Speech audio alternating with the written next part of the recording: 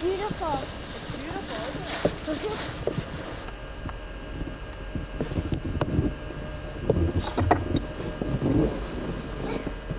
I have too much. I have a big one.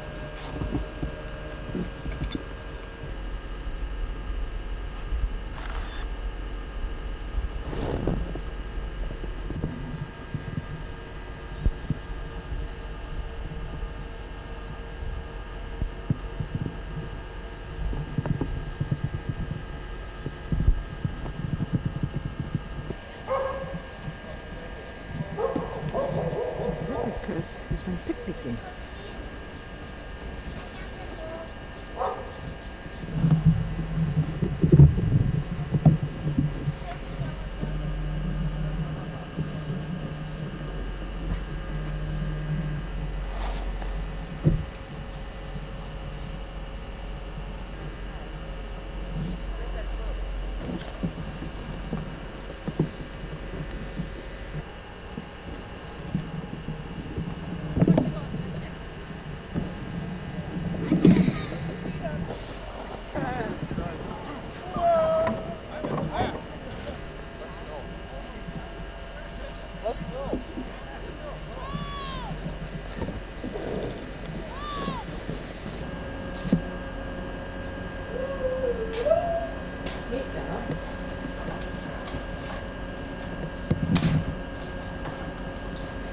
What have you learned about Bernoulli's principle by doing this? What words are on last night? Was the best there for me? Says lives. Doing well there, Chris. Good picture. Good reading. This was taken in 1994.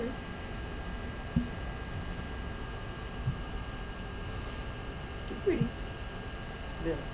Lil and the man had the net. That's pretty well said.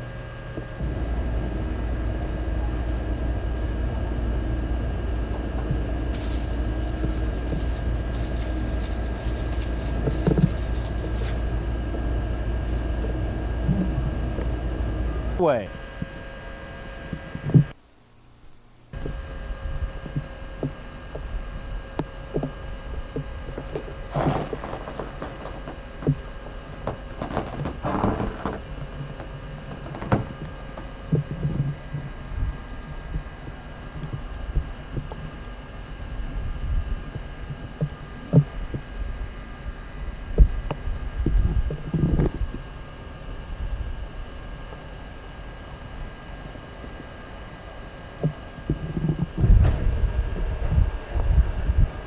Few hours, and we could easily get down into the mid-30s, perhaps even the upper 30s below zero if we go calm. More on that in just a minute. Here's what temperatures read like today. 20 below for a daytime high at Fargo-Moorhead. Actually, our official high for the date has to track back to midnight last night, and midnight last night we were at minus 13, so that's what our official high is for the day.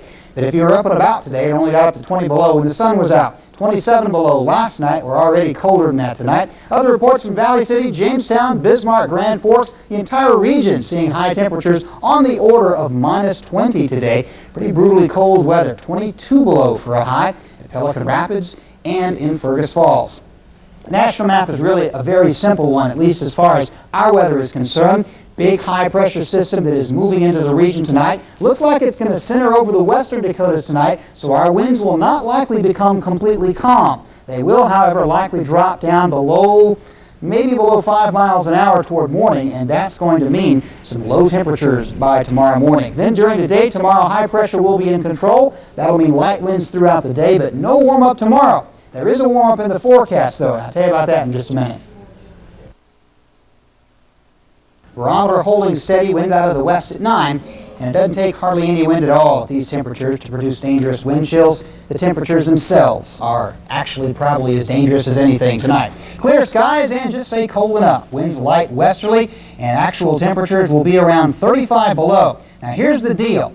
Records go midnight to midnight. If we can get to minus 33 by midnight, that's a record. If it doesn't get there till after midnight, you have to get to 42 below to break the record, because that's the record low for tomorrow, and that's not likely. All right, for tomorrow, mostly sunny, still cold, west winds 10 to 20. High temperatures will be around 15 below, but the winds should be diminishing during the afternoon. Tomorrow night, clear to partly cloudy, 25 to 32 below, and then on Wednesday, sunny to partly cloudy, might get up into the single digits below zero. After that, some definite improvement. Teens on Friday, 20s on Saturday. And I'm not talking storms this time. Just a break by 27 below last night. Other reports from Valley City, Jamestown, Bismarck, Grand Forks 31 below last night. Castleton 30 below this morning. Lisbon hit 25 below. Nobody really in the area got up to zero today. St. Cloud, an official Weather Service thermometer at minus 40. It does happen from time to time. We had a report locally from Ada yesterday morning of 43 below. Detroit Lakes hit minus 37. Clarence Bow had 35 this morning in Pelican Rapids. Fergus Falls 28 below. And it was one above this morning in the Twin Cities. 53 consecutive hours of 20 below weather. That was into this morning at 11 o'clock when we warmed up to a balmy 19 below. We have had 7 straight days below zero. I'm looking for near zero tomorrow. If we don't make it, that'll add to about 8. The last time we had more than 8 consecutive days below zero was in December of 1983 when we had 9 in a row. High pressure across the region tonight, fairly light winds, clear skies, cold temperatures once again, light snow surrounding this cold dome of high pressure, but it's still pretty chilly. Tomorrow, not a whole lot of change, but things are just weakening a little bit. When this trough out west, this stationary front moves our way by Friday, that's when our warm-up will begin in earnest. Forecast next.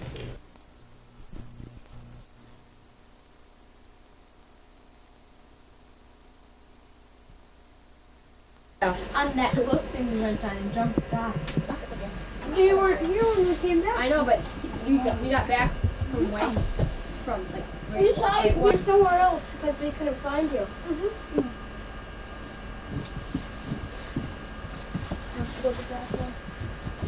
I'm gonna make that.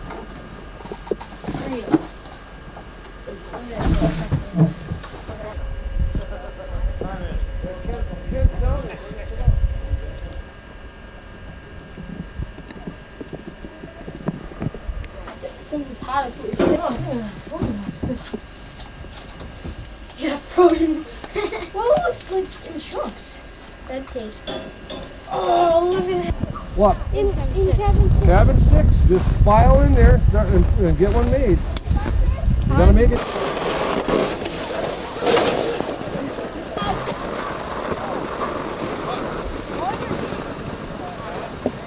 Brad, say hi, you guys. Hi.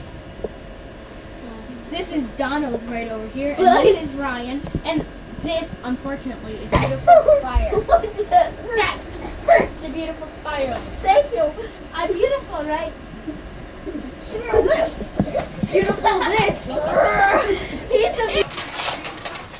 You'll love it. You'll love it. I love you.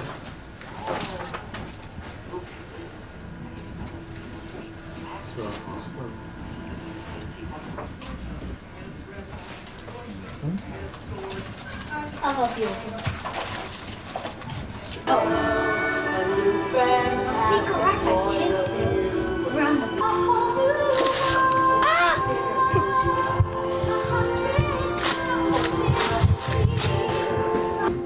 She's got the headphones on down. You have to go find her. Please put it down on the table, honey pot. Mom, the candles are going. It's okay, it's okay. Go get her. She's got the It'll be headphones on. close. That's okay, it'll be okay. Oh, did you bring that in the big?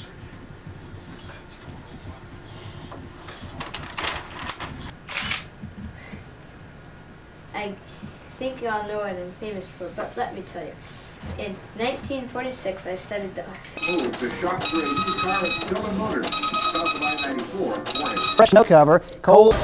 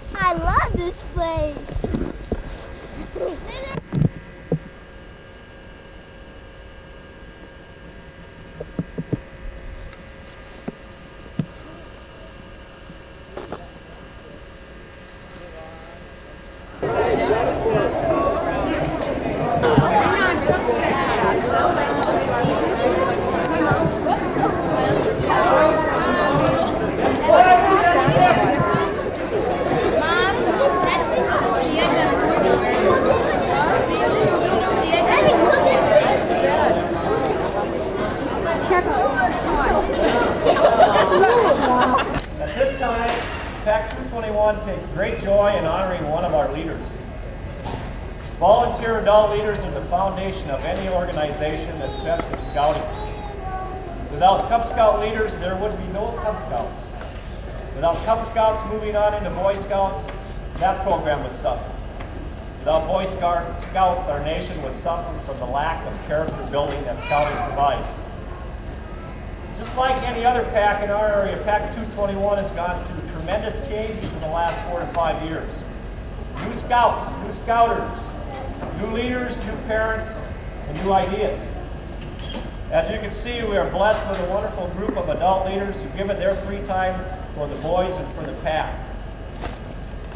At times it has been hectic to say the least, but through it all there's been one constant, and that's Helen Harris.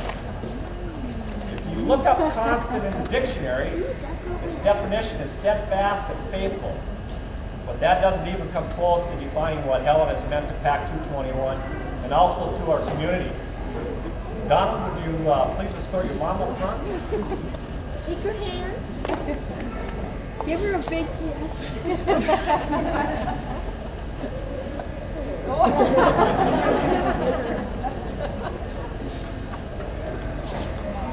In case you don't know, this is Helen Harris. What I wanted to do was I kind of wanted to explain how important Helen is. She's given of her time not just to Cub Scouts, but to many other organizations, included in a volunteer basis. I have a list of her accomplishments. They're right here. But we don't have much time for that many announcements, but I do want to touch on a few. I feel that they're very important, and if I get these wrong, please correct me. Helen has been a volunteer for many years with hospice. Director at the Community Health Services in the City of Farmville. Member of the Tri-College Consortium, oh, that's right. Program coordinator for the homeless health care. A Girl Scout volunteer for many years. In fact, what I heard was that when their daughter, Rebecca, is that right, was done, she stayed with it for a couple of years to help out some other girls. Amazing. In addition to raising 4 children, Helen has worked for and received an undergraduate degree and a master's. And I believe that she is currently teaching at MDSU. Okay? What's he teaching? That's just a few of the things. As for Cub Scouts, I don't know where to start, but Helen did. Rumor has it that she became involved in Cub Scouts in 1982. For those of you that can add and subtract in your head, figure it out. I could run through a list of her accomplishments and her dad's accomplishments, but it would take hours. You'll see some accomplishments of her voice here in just a second. What's impressed me is why she's done it. She hasn't been involved for accolades or awards. She's done it for the voice. A couple of years ago, we were chatting. I was chatting with Helen, and she said, "You know, I'm really happy with the direction that the PAC is going." You know, I think about that a lot, all the time, especially when we're planning PAC functions. Because she didn't say, "Boy, I think we're doing a great job." She didn't say, "Boy, you're doing a good job." What she was concerned with was the PAC and the boys. Last year, towards the end of last year, we had a busy year, and as leaders, we were getting a little burnt out, and we were kind of going to blow off a picnic. About a week later, Helen told us, "Are we going to have a picnic?" Well, in a couple of days, next thing I knew, the park was reserved, the food was taken care of, and a good time was had by all. It was fun. We had a good time. And to give you a good idea of how well she is respected, this last fall we had a tremendous amount of new scouts join the PAC. The organizations of our dens was tough to say the least. I had to make a waiting list of scouts whose parents called and wanted their boys in Helen's den. She took them all. She took them all. But I'll tell you what. One of the other leaders in our pack best described Helen to me one day when we were chatting, and this leader said, and I quote, "Helen Harris, she's a saint."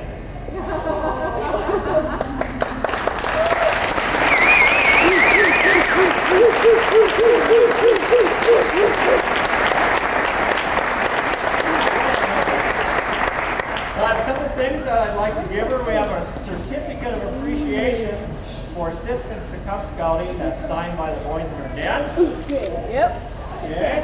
Might have got that. We also have a platform to take home.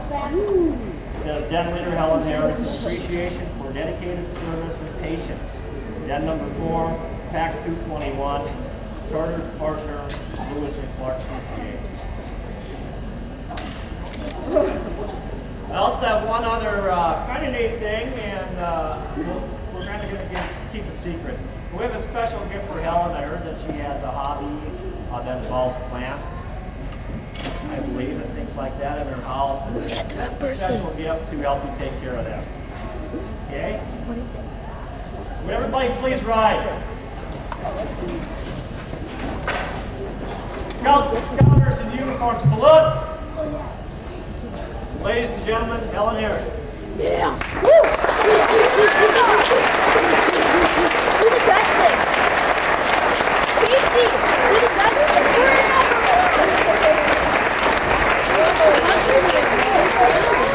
best thing. Look at this, boy. Good job. Thank you. Oh, yeah. Dude. Look at that. Thank you, guys.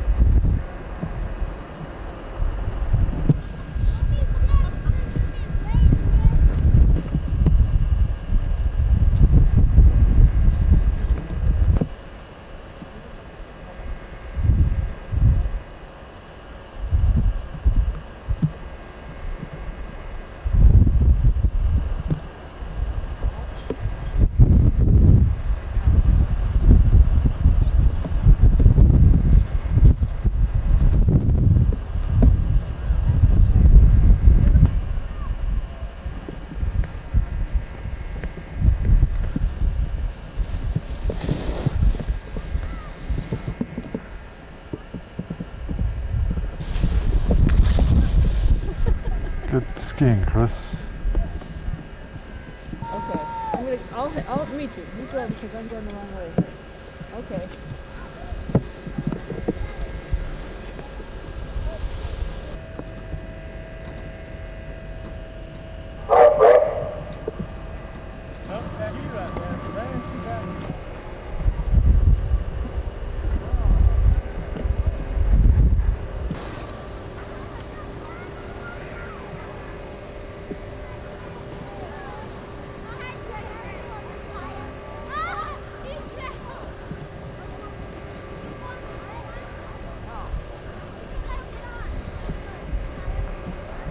I'll follow you, okay?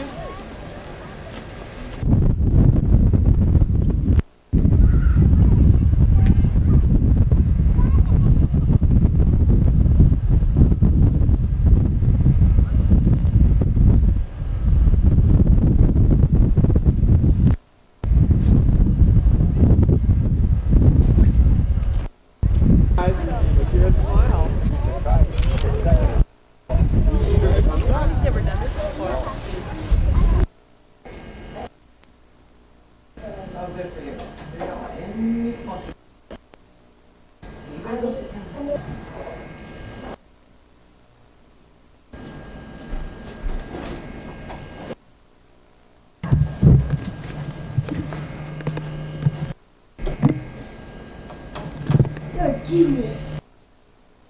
Delicious. Good.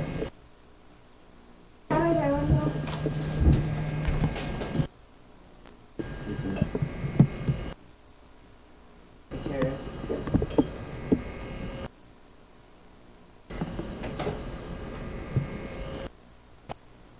Yeah. Hi. That's it, that one. Hot.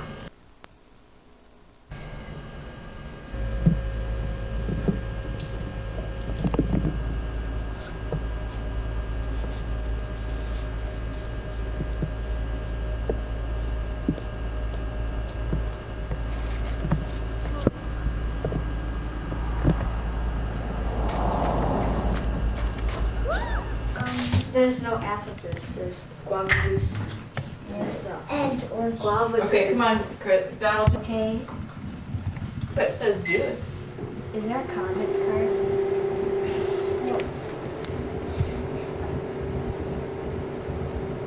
Where AJ back?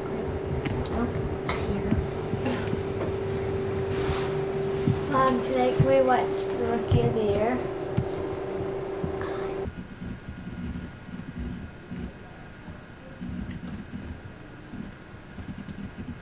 Second grader, lane 1, Jason Lund.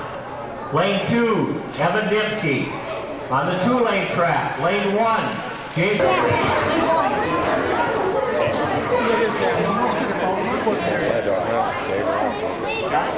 1, right?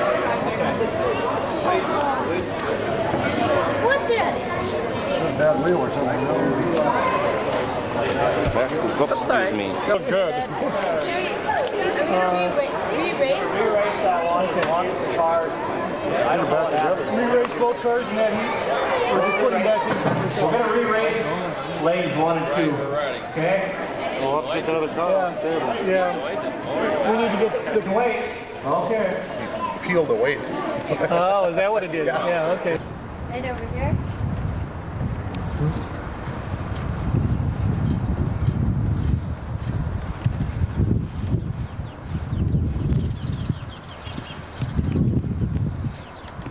What did you do today, Donald? I raced my car.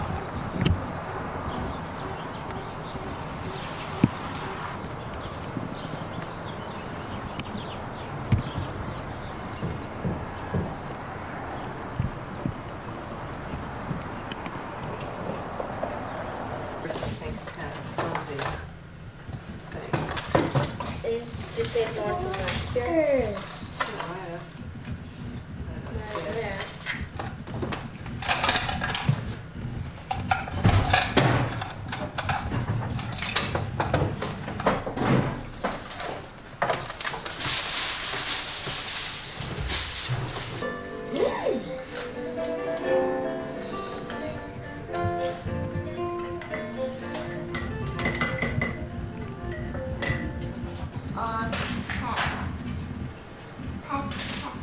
Pat said on Pat.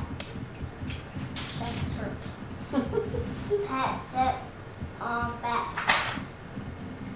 No, Pat, no. Don't.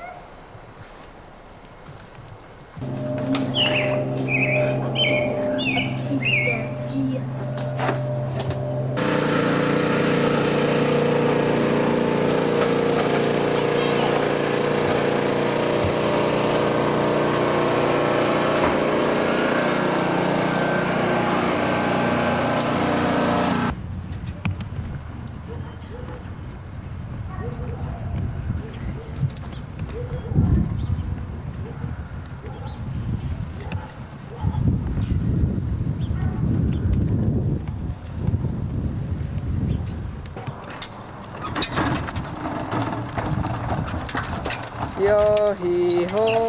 This is 1994, and 3 more days until Katie's birthday. Became very discouraged. It seemed that Miss Nelson was never coming back, and they would be stuck with Miss Viola Swamp forever. They heard footsteps in the hall. Here comes the witch, they whispered. Hello, children, said someone in a sweet voice.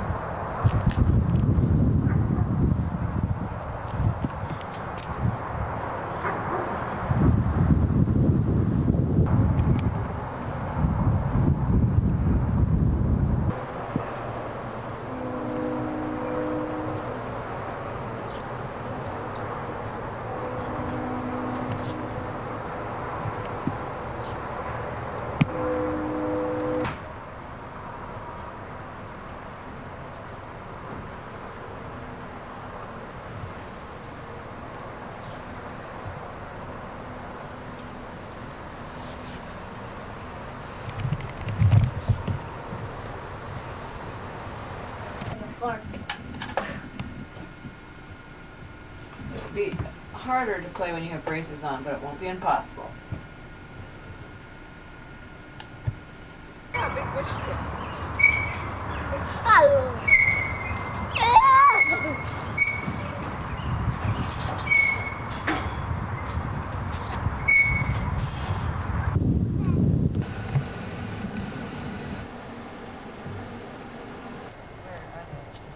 They're over there on that other spot. They're building on.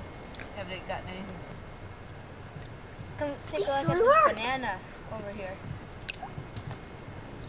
God, what is it? It's a piece of wood. No, it's not. It is not a banana. Take a look. I looked at it closer. Banana would be all soggy garden. Oh. But it's pretty. I think you can take it to school and tell them it's a fossilized banana. But it looks like we have the first swim of the year.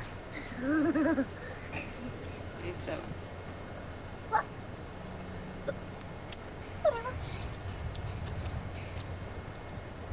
Come here, fall asleep.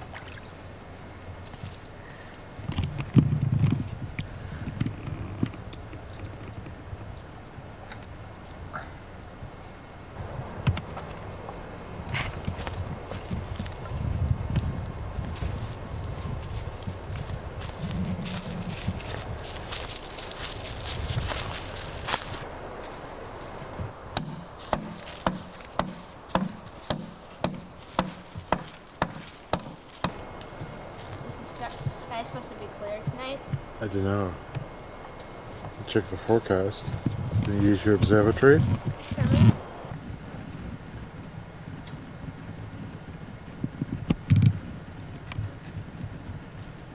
you bike up that hill? Wow. I'm impressed. Good for you.